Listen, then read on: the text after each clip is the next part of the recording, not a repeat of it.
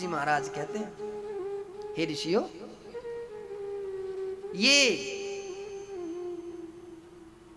जो भागवत है ना, ये सर्वप्रथम भगवान भोलेनाथ ने मैया पार्वती को सुनाई थी। हा? मैया पार्वती को? बोले हाँ।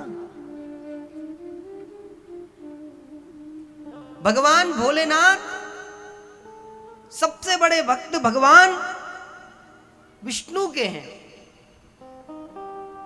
वो विष्णु भगवान जो पृथ्वी पर जब अधर्म बढ़ता है तो अनेकों अवतार ले लेकर के इस पृथ्वी पर आकर के अनेकों असुरों का संहार करते हैं, अनेकों असुरों का।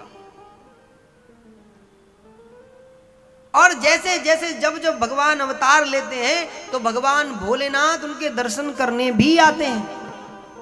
इधर भगवान विष्णु सबसे बड़े भक्त भगवान भोलेनाथ के हैं। ये एक दूसरे के पूरक हैं, ये एक दूसरे की भक्ति के प्रति समर्पित हैं। अब तो प्रभु स्वर्ण का अधिक 88,000 ऋषि मुनि कहते हैं, प्रभु हमें बताओ ना, ये भगवान भोलेनाथ ने मैया पार्वती को कथा कैसे सुनाई।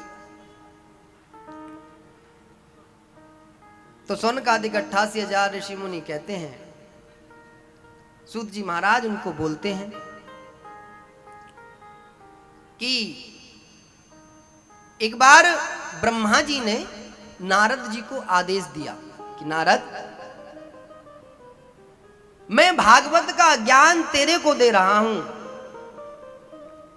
इस ज्ञान को तुझे जन जन में प्रचारित करना है। तो नारद जी ने पूछा, पिताजी इतना सारा तो ज्ञान अपने पास है, आप आखिर भागवत के लिए इतना विशेष रूप से क्यों कह रहे हो कि इसका प्रचार प्रसार आपको जन जन में करना है? आखिर इस भागवत के अंदर क्या है? तो ब्रह्मा जी नारद जी से कहते हैं कि नारद, ये भागवत जिसने संसार को बनाया है, जिसने मुझे बनाया है, जिसने तुम्हें बनाया है, जो जगत के पालनहार हैं, उनके नजदीक ले जाने वाली ये भागवत ही है। तो महाराज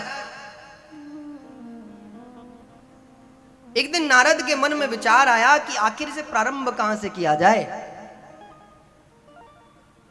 तो नारद जी ने सबसे पहले योजना बनाई है,